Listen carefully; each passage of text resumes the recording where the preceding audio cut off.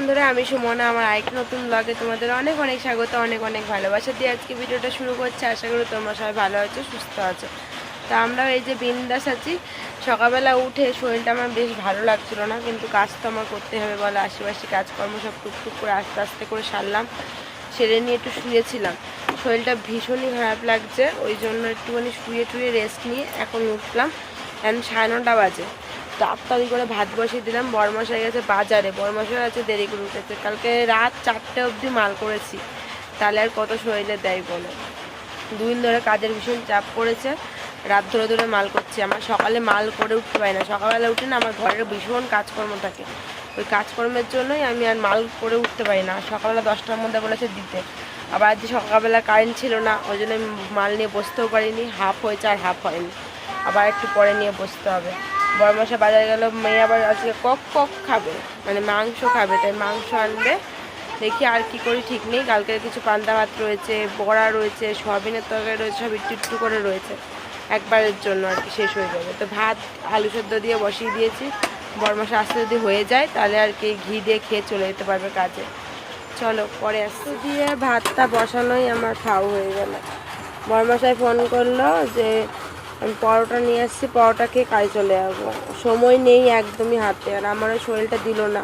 আমি যদি আরেকটু আগে ভাত বসাতাম তাহলে বরটা আমার ভাত খেয়ে যেতে পারতো। তারপরে দেখো 2টো আলু দিয়ে মাত্র তো জলটা গরম হলো, হতেও তো সময় লাগবে। ওর আবার বাজারও হয়ে গেছে, ফোন করে জানালো আসছে বাড়ি। তো বরমশাই বাজার করে চলে এসেছে, আর এদিকে হলো বাজারগুলো সব আমি এখন গুছিয়ে নেব। আর হলো ভাত যে বসিয়েছিলাম, বরমশাই ভাত খায়নি, পরোটা কিনে নিয়ে এসে বললো পরোটা খাবো। পরোটা খেয়ে আর ভাত খেলো না। আলু সেদ্ধগুলো দিয়েছি, ও থাকবে, অসুবিধা নেই, রাত্রেবেলা খাওয়া হয়ে যাবে।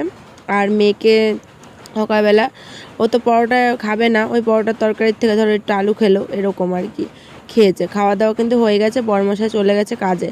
আর এদিকে সবজি বাজার, পেঁয়াজ, লঙ্কা, আদা, টমেটো, কুমড়ো, পটল এগুলো নিয়েছে। আর ঘরে তেল ছিল না, তেল শেষ হয়ে গেছিলো, সেটাও জানিয়ে দিয়েছিলাম, তো সেটাই এনে দিয়েছিল। আমি ভুলে গেছিলাম তেল যে নেই, আমার মাথাতেই নেই। পরে ফোন করে যখন দেখলাম যে তেলের কৌটোতে তেল নেই, তখন আবার ফোন করে বলে দিলাম, তাই নিয়ে এসে দিল। নাহলে রান্না করতে অসুবিধা হয়ে যেত, কারণ এখানে মুদিখানা দোকান আর অনেক দেরি হয় খুলতে।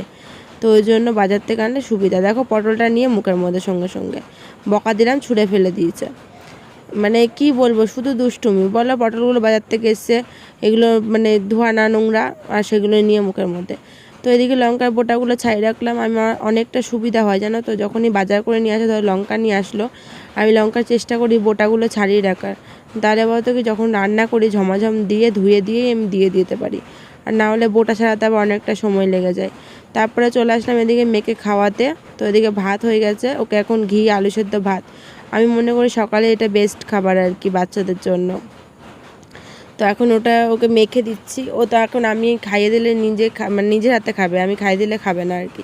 তো ওই জন্য বলে কয়ে দিলাম যে দেখ তো নুন টুন হয়েছে নাকি, আবার বোঝে পাকা বুড়ি। তো ওই যে মুখে নিয়ে তারপর বলছে হ্যাঁ হয়েছে, হেভি টেস্টি আমাকে বলছে। তো যাই হোক, এখন মেখে দিয়ে ওকে ওকে নিজের মতো নিজে খাক, আর আমি ওদিকে মাংসটা ধুয়ে নিয়ে আসি। তারপরে তো এসে খাইয়ে দেবো। সবটুকুনি তো নিজের হাতে খাবে না, যেটুকুনি খাবে খাক, তারপরে বাকিটা আমি এসে খাইয়ে দেবো।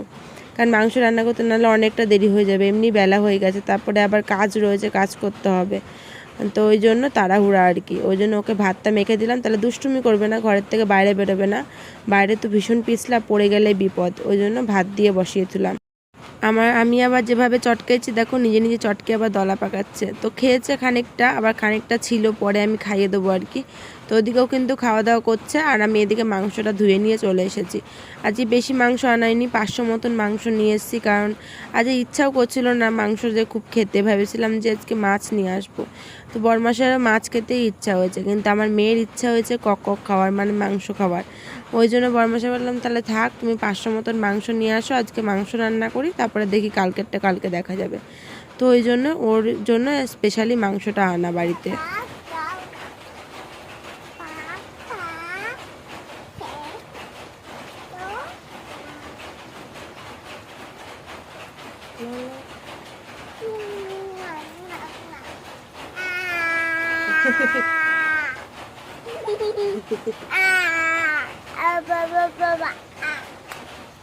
দুষ্টুমি হচ্ছে, দুষ্টুমি।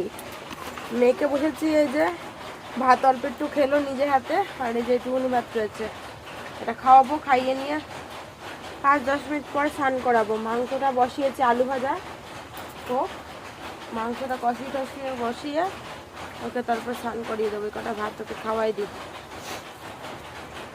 সকালের বাচ্চাদের বেস্ট খাবার আলু সেদ্ধ ভাত, তাকে ঘি দিয়ে। আমি মনে করি এটাই বেস্ট খাবার সকালবেলা বাচ্চাদের জন্য। চলো রান্না বান্না করি, ভিডিওটা দেখতে থাকো।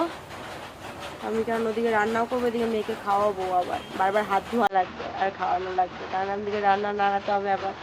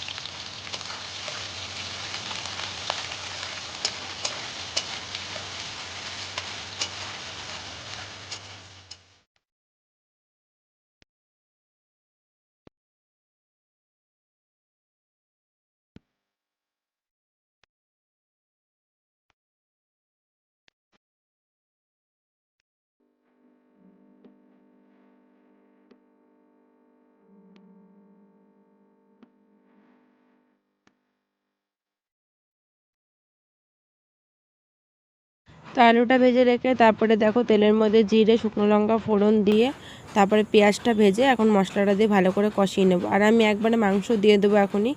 মাংস আলু দিয়ে একবারে কষিয়ে রান্না করব।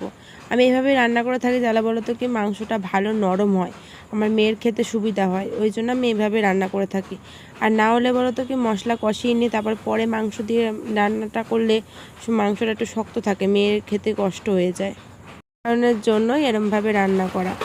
চলো এবার তোমাদের একটুখানি কমেন্টে রিপ্লাই দিই। তো একজন দিদিভাই বলেছে আমাকে যে তুমি মিথ্যাবাদী, তুমি শুধু মিথ্যা কথা বলো আমাদের।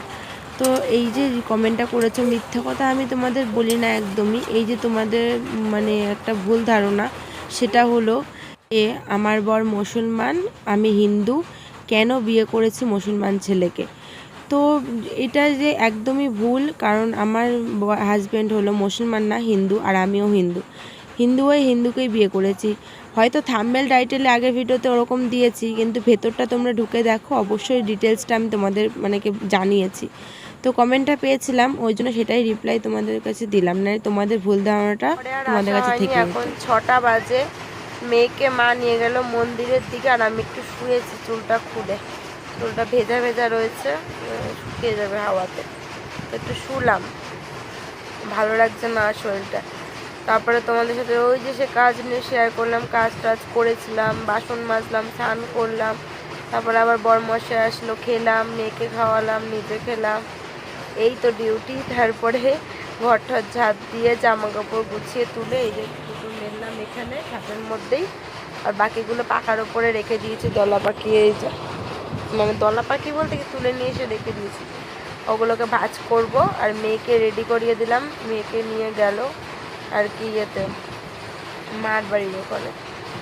আমার আবার একটু আজকে বাজারে যাওয়ার আছে, টুকিটাকি কটা জিনিস কেনার আছে, যেমন ধরো সিঁদুর, পলা কিনতে হবে, পলাটা ফেটে গেছে, পলাটা খুলে রেখেছি, তা পলা কিনতে হবে। হাতটা পুরো ফাঁকা ফাঁকা লাগছে, যাও ভাই এত দুইখানা চুড়ি তো একটু ভরাট লাগছে, আর এই হাতটা পুরোই ফাঁকা লাগছে, শুধু শাখাটা রয়েছে না, ওই জন্য। একটা পলা কিনতে যাবো আবার। আর দেখো একটা হেনা কিনবো, টুকিটাকি দুটো জিনিস কিনতে হবে। দেখতে দেখতে সামনে পুজোও চলে আসলো, পুজোর কেনাকাটা এখনো কিছু করিনি। বড়মশাই মনে হয় আবারও কলকাতায় যাবে, মনে হয় শনিবার দিনকা কলকাতায় যাবে মনে হয় মাল আনতে আবারও। চলো পরে আসছি, এখন একটু কিচ্ছু করবো না, এখন তোমাদের সাথে ভিডিওটা শেয়ার করব, এডিট করব, পোস্ট করব। কারণ বেজে গেছে দেখো 6টা বাজে 4 মিনিট বাকি। আমার যে সারাদিনে সময় হয়নি ভিডিও এডিট করে তোমাদের কাছে পাঠানোর, এখন আমি এডিট করব তারপরে। চলো পরে আসছি। এই দেখো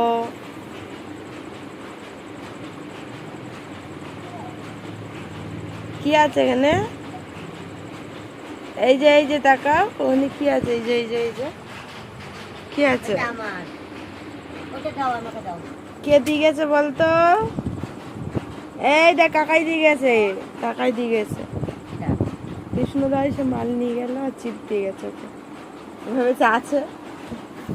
এই দেখ, কোটোর দিকেই ঝোঁক, কোটোটা না, কোটোটা খোলা যেত না।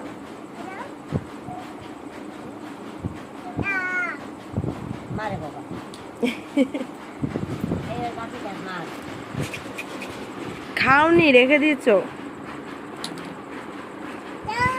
তিলের খাজা।